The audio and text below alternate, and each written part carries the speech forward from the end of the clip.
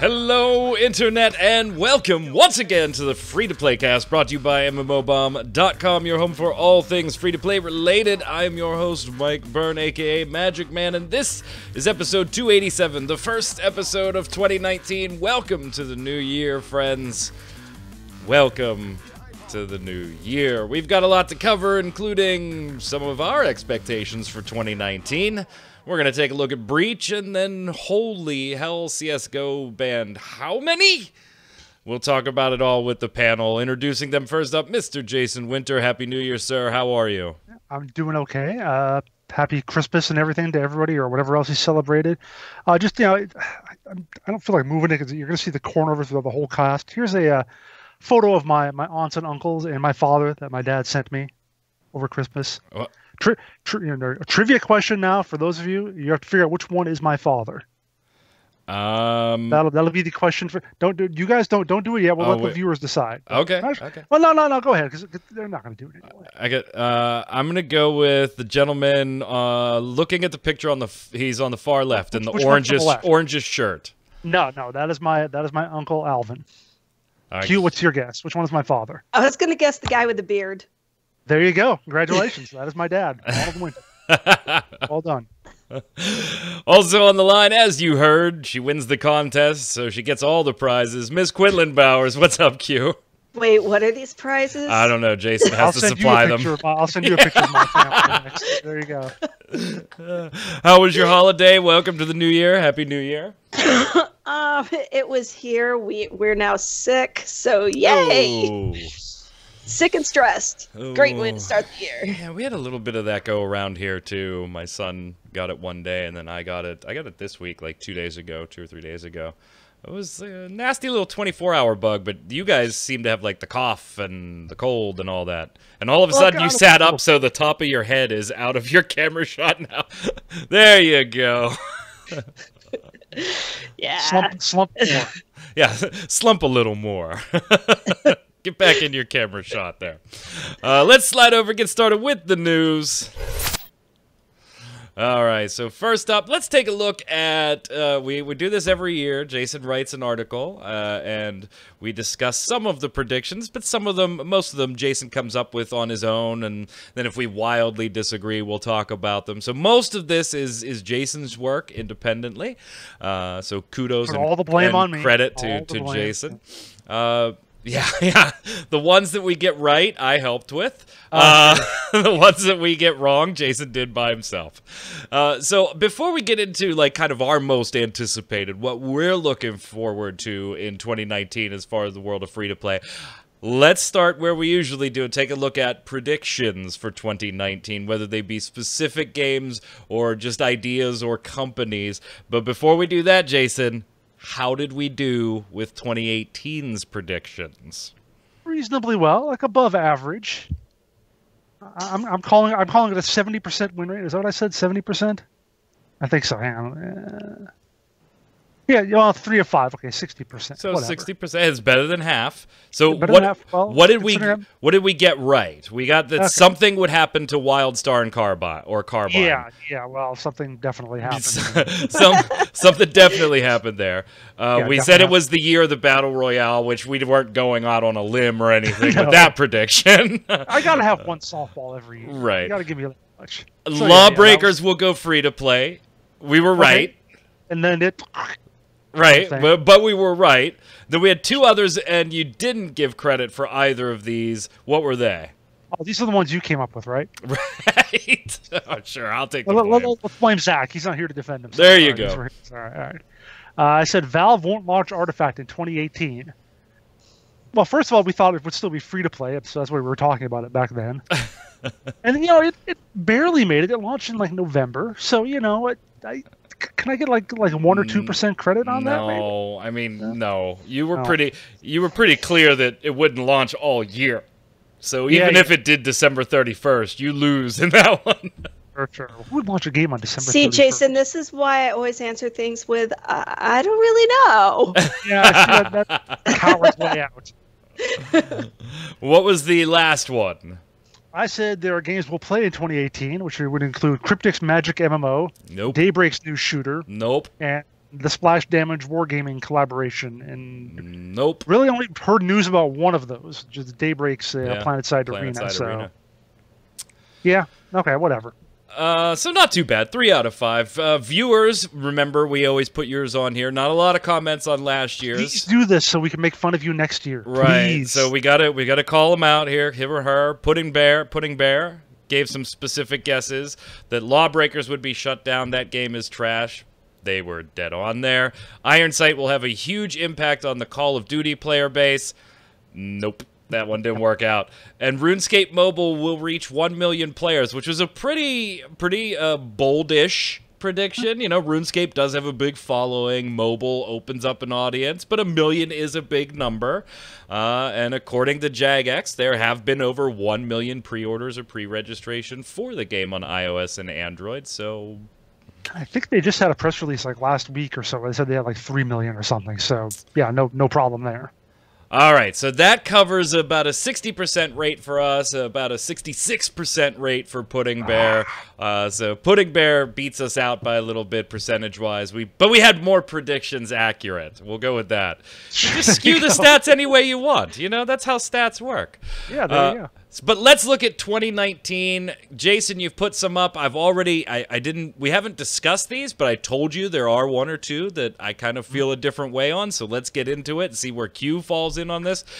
The big one, I don't think any of us are going to fight about, is loot box related. So what's the prediction for loot boxes?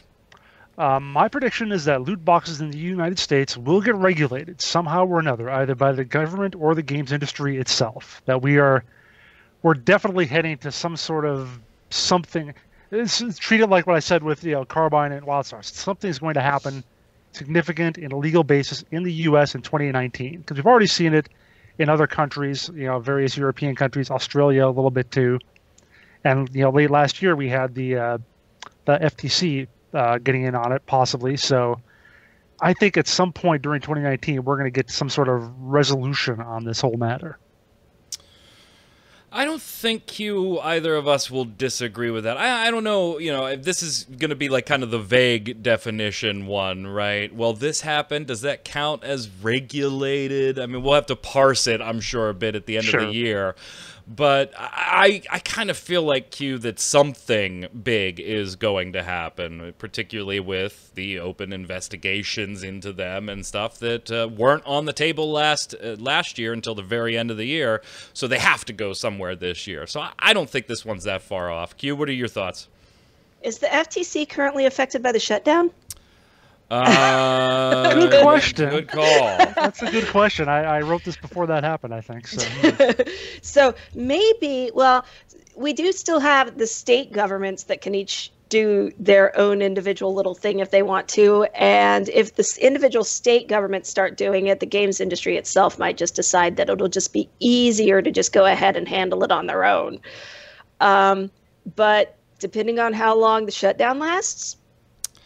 Yeah, that's a good call, because that is not one of the I don't know stuff. That is not one of the government organizations or government departments that you hear a lot about in these types of things. So, according to the FTC's website, the FTC is closed as of midnight Friday, December 28th, due to lapse in government funding.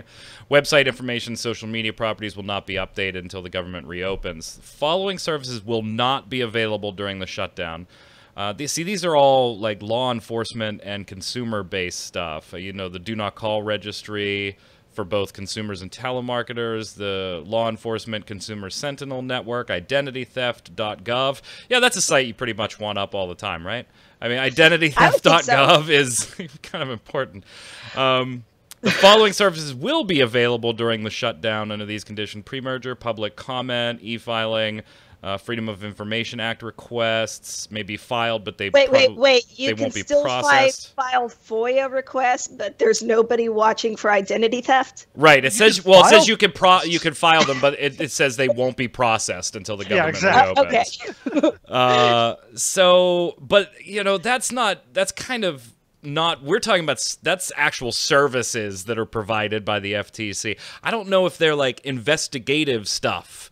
continues, because you do have like the IRS. There's 12.5% of their staff They're gonna still keep there, but I don't know. And We'll see. a lot of them are being forced to work without pay, Right, so a lot of right. government employees are calling in sick now. Yeah, particularly the TSA, the blue flu, as they're calling it. What a mess. Way to go, U.S. Regardless of your politics, I think we can all agree that not being paid for your work sucks. Right. It doesn't matter what side of any aisle you may or may not be on. Moving on, prediction-wise, Bless Online and at least one former Tryon Worlds game will shut down this year. Now, you've kind of backed yourself into a corner on this one, Jason, I think. I'm actually kind of in a corner right now, so it makes sense. Through wording, you have said Bless Online and at least one former Tryon Worlds game. So you need both to get this the right. thing is, You can't take credit if Atlas Reactor shuts down and Bless is still active. But you'll notice I have 5 predictions. So if one of them shuts down, I'm going to grab a 10% on this. No. Give you a partial credit. No. Oh yeah, I did that. I did that last year. Oh, wait a minute. I don't think the people taking the tests are the ones that should be grading the tests. That is a very good point.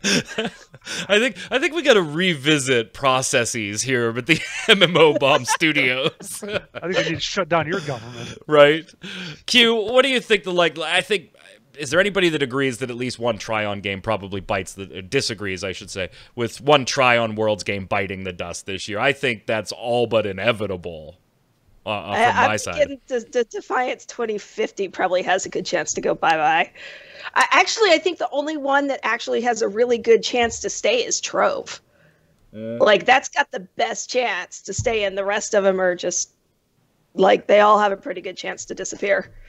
Here's the one where maybe we'd... Go ahead, Jason.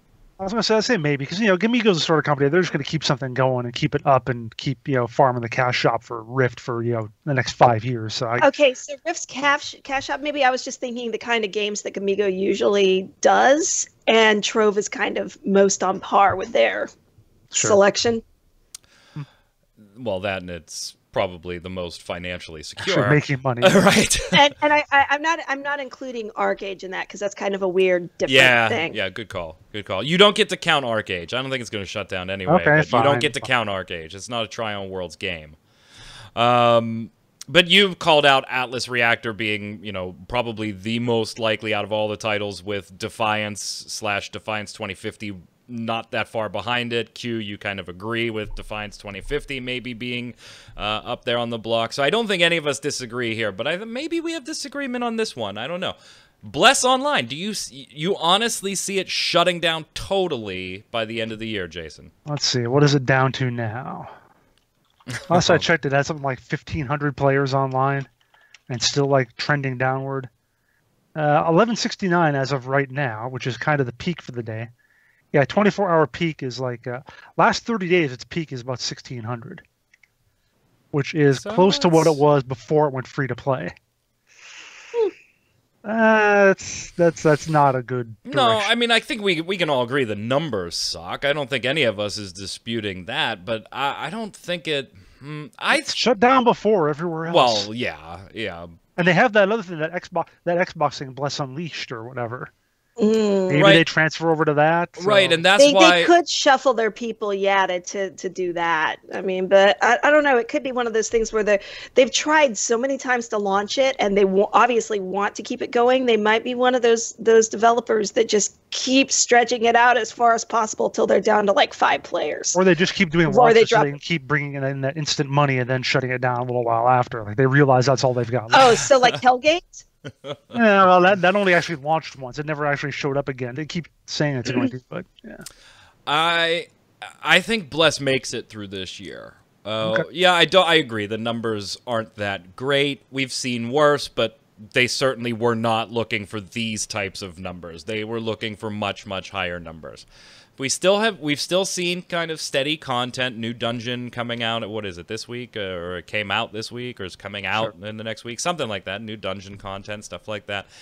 And I think it hangs on through 2019. If for one of the reasons you gave is the Bless Unleashed project, which I think if Bless Online isn't costing them much anymore, because even the things that they've put in were things that were rumored to have been almost done before it closed in other regions.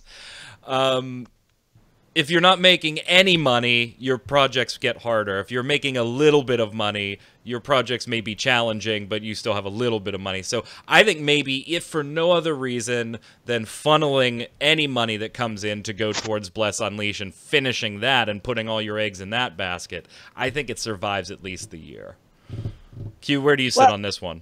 You can look at it this way, and keep in mind it's going to be a little bit divided because Funcom has their own launcher for it. But right now, the 24-hour peak for Secret World Legends on Steam is 318 players. Yeah, I'm amazed. I'm honestly amazed that Secret World Legends, totally off topic, made it through 2018. If it's still there at that, then, you know, maybe Bless has a chance. Right, but you got come on. Funcom's in a much better position, particularly capital and money-wise. They got all that Conan money there. Right. Exactly well, and they just announced recently towards the end of the year that they were now debt-free. Remember? Yeah, that was like huge 6 games in the works or whatever, Did they decide that was a bad thing? Like... So, all right. So we got a little bit of disagreement there. There's still, I mean, yeah. So you think it makes the year based on Secret World Legends making 2018? Or well, just like there's a lot of games that have those kinds of numbers, and they still just kind of seem to hang on there. So. All right. So Q and I disagree with you, Jason, on this one. Not that we're going to predict stellar success for it, but I think Q and I are predicting that it will at least limp through the year. You know, I'm going to make a note here in my article, my Word file. Q and Mike disagree, so that way I can also grade you two at the end of the year. All right. Well, we all agreed on the one. But he doesn't get to grade himself. Right. Right. Oh, no, I'll grade everybody. No, I'm going to go grade me. I'll grade me. You don't have to worry about that, Jason. I'll grade. I'm getting them all right, so don't worry about it. See, this is what happened to U.S. education, guys. You weren't allowed to grade your SATs? Where'd you take them? So we all agree on Tryon. We disagree on Bless a little bit. Next up, Daybreak Game Company experiences a major upheaval. Now, this one's going to be kind of nebulous too, like the first one, because a lot of things could be major upheaval. But we still got all that crap that went down with Daybreak and not Columbus Nova, not Renova, not Viktor Vekselberg, not Russia, not presidential Mueller investigations that may go into Russian oligarchs, and then, oh, hey, we didn't pay our esports teams, and what the hell are we doing with EverQuest? And, oh, by the way, here's PlanetSide Arena, the game nobody wanted. There's a lot already going on with Daybreak. But you're predicting some type of major upheaval, possibly in conjunction with some of those earlier stories, right? Yep. I don't know what else to add to it. There's been so much that happened over the last year. Yeah, it's been messy. Something at least on par with, you know, I don't know. I hate to say that they'll be shut down or they'll be sold or whatever. Yeah, I was just gonna say, can we say now that being sold counts as major upheaval? I would say so. Yeah, okay, because that's where I think this leads. If it leads anywhere, it's gonna close or it'd be sold off. Sold off or shut down like half their games or something like that. I could see. Yeah. Do we ever know, were those H1Z1 Pro League players paid like they were supposed to be paid by the end of the year? I've looked around a little bit for it. I've never seen anything. Because Jace Hall guaranteed it was going to be by the end of the year. Yeah. So we'll see. Jace Hall guaranteed. Yeah. Next one is pretty easy for me. Wait! I didn't get your guys. What's your guys' opinion on that one? Oh, I agree. I'm sorry. Yeah, I agree. Something is going to go down with Game Break. I don't really see a way you can't agree with that. Yeah. Like just being obstinate, maybe. Okay. Fortnite Save the World. That's the PvE portion of Fortnite. You know, what the game was before they decided they wanted to do a battle royale. Jason, you predict that this one won't go free to play. I think it's like their third string. I think Epic's at least third string project by now, behind Battle Royale and the Epic Game Store. I think their resources are going to go into that. I don't think they see a need to make Save the World go free to play. If they would have already, I think. So I just don't see any reason why they would, basically. On the Epic Games front, how about Ubisoft and Division 2 dropping Steam and going to the Epic Games Store. That was an interesting little tidbit. This I like Zach's tweet that said they'll go running back to Steam as soon as they realize they're not making as much money. Right. Q, do you agree with this one? That Save the World won't go free to play? I mean, I had actually thought there was something where they were working on going free to play to begin with, so I'm a little bit confused there. I guess maybe I just thought they were. They've been working on it for a year and a half. No, what Jason's saying is, the game has always been slated to, when it launched, go free to play. What Jason's implying is that it either won't launch in 2019, it won't come out of its current paid early access, or that it will just be sidelined entirely. It's not the free-to-play conversion prediction. I don't think they'll sideline it. Because they still have people in there playing this game, and they're still creating content for those people. So I don't think they'll sideline it, but they might have looked at it and decided that it might be one of those things where, it makes sense to have the Battle Royale free to play because you definitely want as many people in there as possible all the freaking time. But this thing that you have to just buy to play is for those people that really don't give a crap about necessarily playing with other people. So he might be right. It might actually be more beneficial to him just to keep it buy to play. Well, Q's going with you on that one, Jason. I can't go with you on that one. I think Save the World does go free to play, like originally intended. I mean, even Epic Games as late as October, November was talking about there's just the few things they wanted to finish off before they unlocked the free-to-play aspect of Save the World. So I think they're going to stick to that. All right. I admit I missed that out, so maybe if I'd seen that, I would have changed my mind. But no, I'll stick to it. Stick to my guns. What? Save the World. Free I'm making notes. Don't worry. I got it. No. So here's, whoops. Just so you have the info. This was in October 29th. So almost the end of the world, almost the end of the year. We're working on a broad set, broad set of features, reworks, and back-end system scaling we believe are needed to go free to play. This was from an update from Epic Games. Scaling up for the legions of player heroes who will be joining the fight is key to providing an excellent experience. This applies to all our players, old and new, so we're taking the time to get this right. And they were looking at a 2019 conversion at that point. So we'll see. I think it will hold. This one, I don't disagree, but I also kind of go, don't a lot of people already know who this is? And if they don't, then you really should.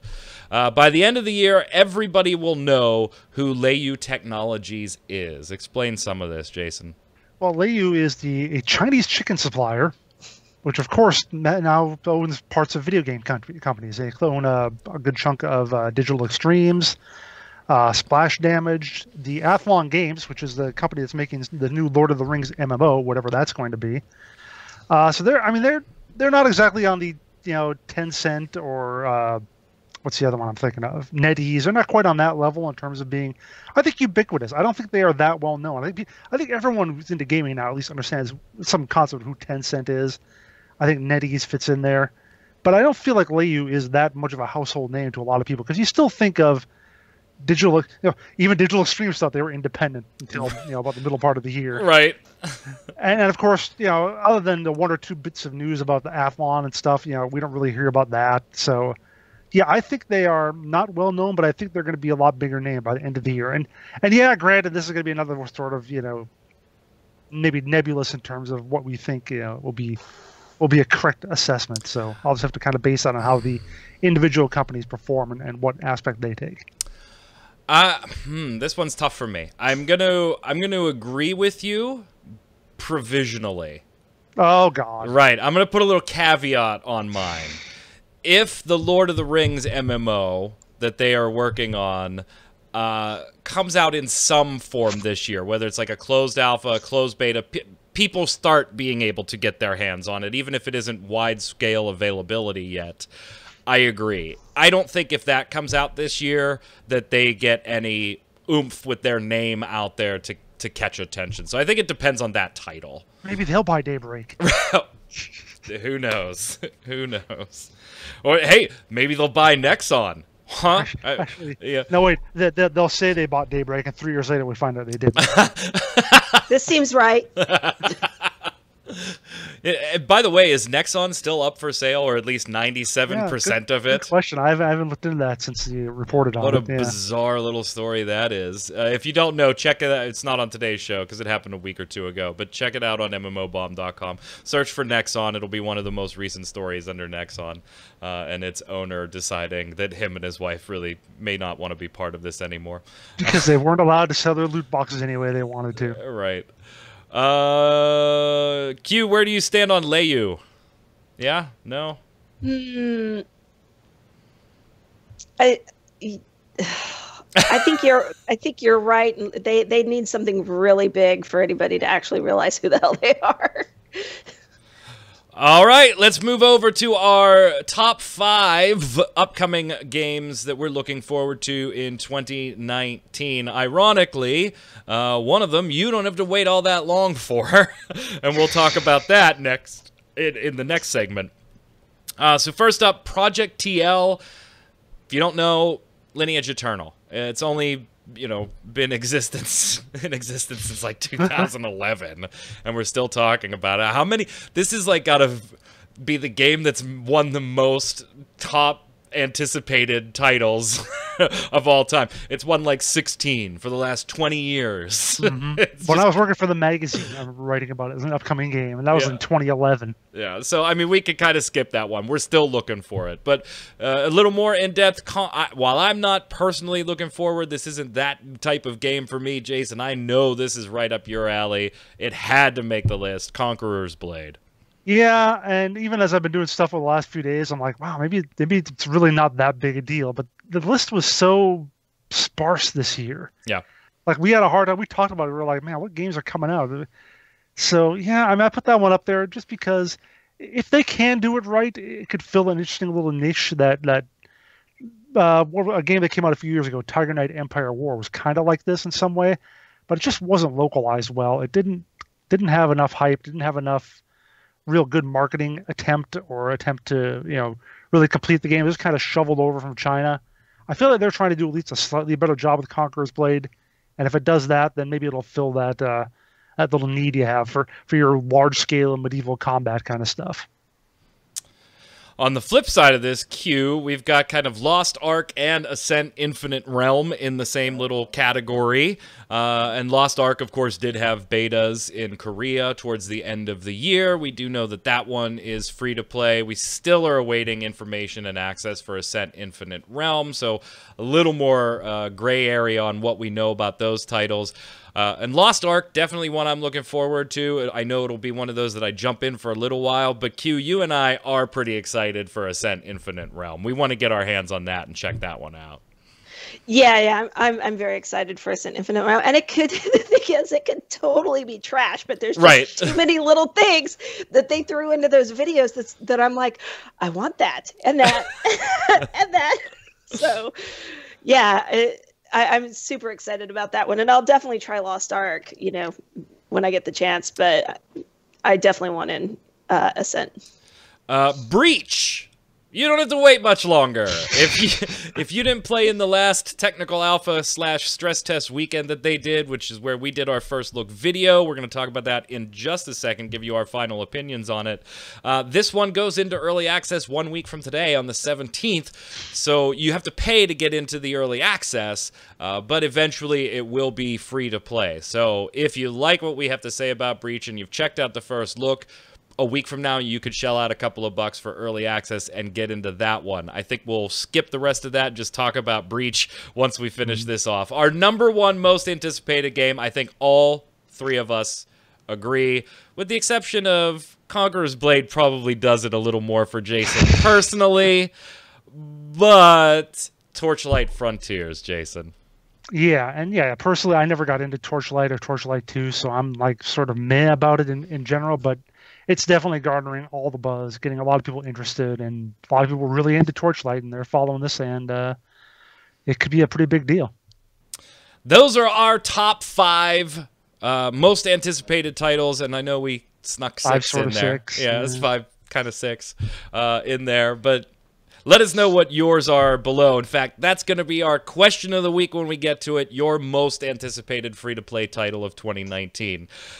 Speaking of Breach, we might as well segue into that. We did the first look video on that this past weekend. It was the first time we were allowed to publicly share any video of it. I've personally played in, I think, 2 or 3, I don't remember how many, weekend tests, so it was nice to finally be able to put the video together and share. For those of you that need a little bit of a refresher, Breach is the co-op action MMO RPG slash thing by QC Games that has the whole element of grouping up with other heroes to take on missions, or playing the role of kind of a DM who spawns the monsters, sets traps, wreaks havoc on the heroes as they're trying to accomplish their objectives, and objective-based gameplay decides who wins each little round. So a little bit of a refresher on you. Since I did the first look and gave like 25 minutes worth of opinions as we went there, I'm going to condense my comments here down a little bit and turn it over first, Q, to you. Your thoughts on Breach now that you've gotten to see it in action. I actually did not get to watch the video this morning because there was so much crap going on. I'm sorry. But just what I've seen of Breach and stuff in general, it's not that whole, like... Q, we do a podcast on the site. You know this, right? Yes, I realize this. Go ahead. It's been very sick and very stressed the last several days. So it's okay. Go ahead. But just what I've seen of the game, it's not really a game for me. I think it will be one of the, kind of fill in that thing for people who like that 4v1 thing, but it's just not something I'm interested in. So... Jason, you, on the other hand, upgraded your entire damn computer specifically and only for this game. Really? Not exactly, but the timing worked out because the devs gave me a guided tour like about 2 months ago. And I could barely play the damn thing. I was getting like 3 frames per second. It was awful. Now I went back in. Now actually having a full weekend to play around with it, a few hours. It runs better. It certainly is playable at this point. I guess if I had issues, it really are some graphical issues that bother me. It's still, the animations look a little janky. My frames occasionally are not that great. Obviously, this was a pre-access alpha. They have time to fix that sort of thing. Yeah, and even the first look, I point out that it is still technically alpha for that first look. So lots can change. And the graphics, the one thing that my girlfriend came over to watch me play a little bit, she said, your character has no butt.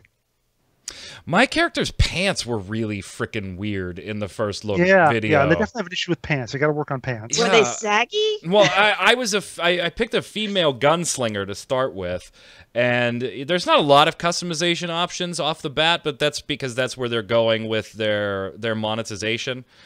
Buying jackets and pants and boots and tattoos and stuff like that. So there's a few options, and the outfits are, you can't change Q's shirt and Q's pants, individually. It's just, here's one outfit for Q. There you go. And here's option 2. Here's an entirely new outfit. And like they all looked kind of janky a little bit, but the one I ended up landing on I had to keep, and I said nothing about it just to see if anybody else noticed.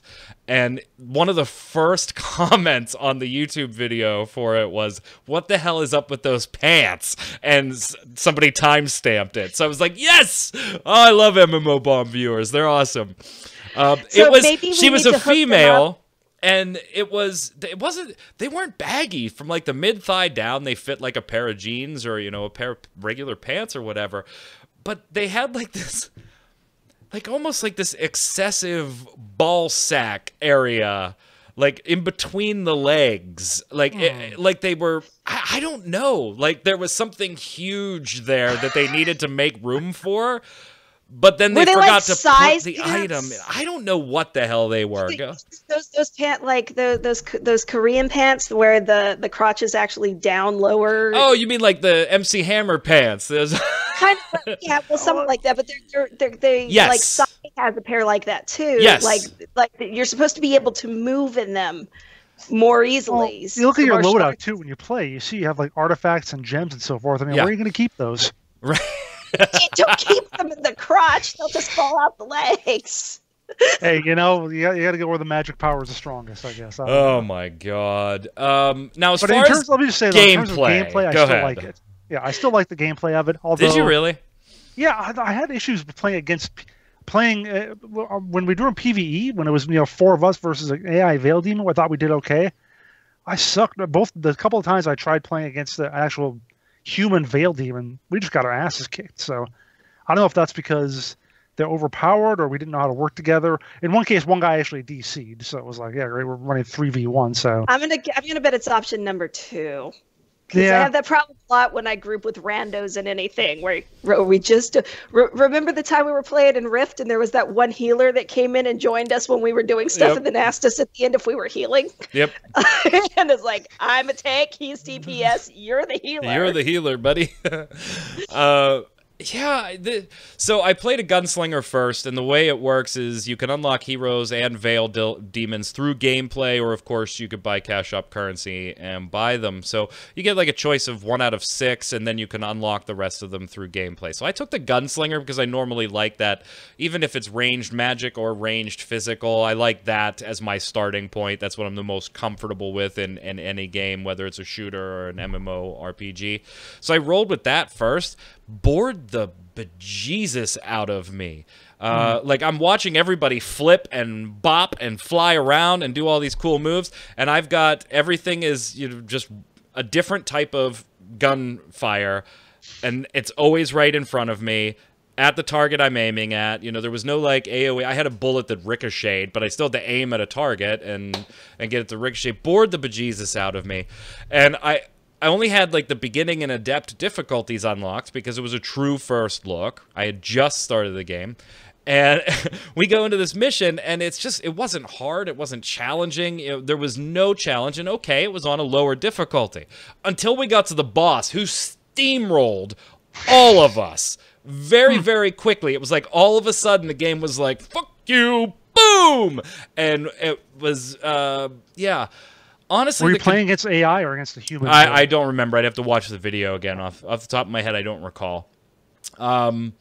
Because, yeah, the player can jump in and take control of the boss and stuff like that. So that could factor into it, is that the difficulty spike was AI mobs all the way through, and then a human taking control of the boss could certainly be an explanation for that. All in all, I don't know if it's for me, Jason. I feel like, while there's very, very cool ideas there, it was a little janky, and I hope they'll work that out. I'm pretty sure they will work that type of stuff out. I wasn't a great fan of the art style. It looked kind of fuzzy, actually. Yeah, that's exactly what I thought. Yeah, the entire picture was almost like a dulled-out watercolor, almost. And honestly, the gameplay even just for the first and second time I was in there, I was bored. And this is the type of game where that has to be exciting because they want you to do it umpteen million times. I'll keep an eye on it. I'm still interested in it, but my excitement has waned for this one a little bit, Q. Just listening to your descriptions of it, bored and fuzzy are not 2 words you want to hear when you're talking about a game. Well, if you're gonna play a boring pew pew DPS class, what do you expect? Just stand there, pew pew pew pew pew pew pew pew pew. Come on. Man. And you know what? I did say that. To be fair, I did say that in the first look to kind of round this out and be as objective as I can to QC Games. I did say, maybe this is just a more boring class. It's baseline easy to get you acclimated to the game. I'm going to try different classes. This just happens to be what I unlocked first for the first look. So I haven't written it off yet. Right. I'm going to try it. I like the idea of the Necromancer. There was one in my group, and I saw all the little demons that they were spawning, and I like that. So I still will try this one. I want to bounce through a few more classes, but it didn't leave a great taste in my mouth that I couldn't wait to play this again. So we'll see. Graphically, it definitely needs some touching up. I agree. I agree. Before we go over and do the weekly bombs and sign off for the week, Valve has banned 600,000 people. 600,000. Yep, people. From Global Strike counteroffensive since it went free to play. Put that into perspective here. It went free to play on December 6th. We wrote this article January 7th. 31 days.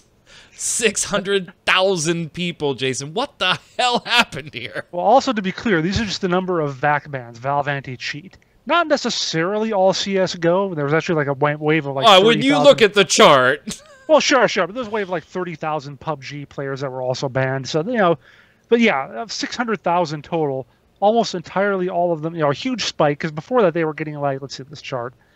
They were doing about 100 to 150,000 ban waves per month or whatever, or bans per month. But yeah, jumping up to 600,000 shortly after CS:GO goes free to play.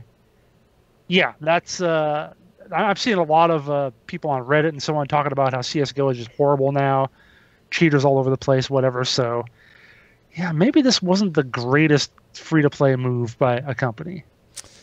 600,000, Q. Gone. Or maybe it was to get rid of all the cheaters. Maybe. Maybe. We'll see. That's I did nuts. see though in the comments, people in the comments actually asking for them to now start making people register social security numbers, or Valve to at least get people to register their cell phone or their phone numbers before they can play. It'll be a cold day in hell before I give Valve my social security number. Yeah, I'm kidding. Remember a couple Christmases ago where they mixed up everybody's accounts? That was fun. Yeah. Please, here, have my soch. No problem. Let's slide over to the weekly bombs. Gabe Newell wants my soch. Get the hell out of here. Jason, go ahead. You go first. When they sell then to the identity theft sites, are they going to give like a 75% off discount over their holidays? Right. For your social security number? Here you go. Anyway. It's on sale. I'm going to give a dub bomb to the Video Game Soda Machine Project. This is a website that I've been following for years, well, maybe like a year or two, that documents screenshots of soda machines and vending machines in video games. I have heard of this. And I had been trying, like I've been playing games, now I look for soda machines when I play games specifically. And like I said, about 2 months ago when I got the Breach demo, I saw a soda machine in the little training area. I was like, damn it, this is NDA, I can't do this. It's just a press demo. But then the night of when the alpha came out, there was no more NDA. I grabbed a screenshot, I sent it in, and it's there now. I'm showing the viewers right now. It does credit you. Me. Once more, unto the breach, dear friends, for these fine vending machines. Thanks for the screenshot, Jason, and links to your Twitter. Yes, absolutely. So it's VGSM Project, which sounds like Video Game S&M Project, which is something totally different. Right. Sure, and I bet that exists. And if it doesn't, sure somebody's making it right now. Yeah. Right, and they're pissed that the URL is taken. Well, you can add BD to it. BGB. And there you go. So VGBDSM. This is degrading, like when we were talking about GIMP suits, and you were chastising me for not knowing that was what that suit was called. When I was trying to describe, I'm like, it's one of those suits. You're like, a GIMP suit. I'm like, I have no idea what that is. It's one of those suits that does this. And you're like, yeah, it's called a GIMP suit, you idiot. Q, you're up. I am going to give a massive A-bomb to people who don't understand technology. Uh-oh. So Congress. Did you say so Comcast? Oh, no. Congress. Oh, yeah. Every single one of those people, but most recently, we're still trying to get actual internet in our apartment. We're using our neighbors, and she's trying to get Comcast out here. And the people in front seem to think that if Comcast comes out to lay a line, they're just going to steal internet from their apartment. There's only so much internet. It's like Canvi. There's only so much. There's so much to go. We're trying to stop them from stealing internet from your apartment by having them run an actual line 2 hours. And they're like, this is illegal. It's like, it's not illegal for Comcast to touch their own equipment. Right. I don't know what else to tell you. Comcast can do what they want to their damn equipment. You can't stop them. Nope. I'm going to give an A-bomb to the closing of Orcs Must Die Unchained. It wasn't a huge game in my repertoire of games or anything, but I always found it a little charming in the whole Orcs Must Die series, so kind of sad to see that one go. It'll be closing in a few months, so if you want to play, they've kind of unlocked everything for it. Closes, I think, in the middle of April. So get your Orcs Must Die Unchained on, and a dub bomb to a potential rumored Perfect World remake. There were some things that I really liked about Perfect World way back in the day. I know there's a lot of people that still play it to this day, and a potential remake is a little bit interesting to me with a new engine and updated, user interfaces and graphics, and I think it could be a little bit interesting. So a dub bomb there. It's also just rumor right now, so we shall see. How can they update it? It's already perfect. It's already perfect. From the viewers, Neo Phantom says, I wish to all the MMO Bombs cast a great and happy holidays. See you all next year. Thank you, Neo Phantom, to you and yours as well. Go ahead, Jason. Lorch 2000 says, "Grats on being younger than SWTOR. Now don't forget your canes. Good show. I enjoyed it." Yes, we are like 7 days younger than SWTOR as far as the free-to-play cast. Back in my day. Which means last week, lightsaber cane. Last week, the free-to-play cast turned 7 years old. So I was like so torn, Jason. I was like, oh, I really want to do a show just for that, so because it would go up on the same day. But we had garbage to go over.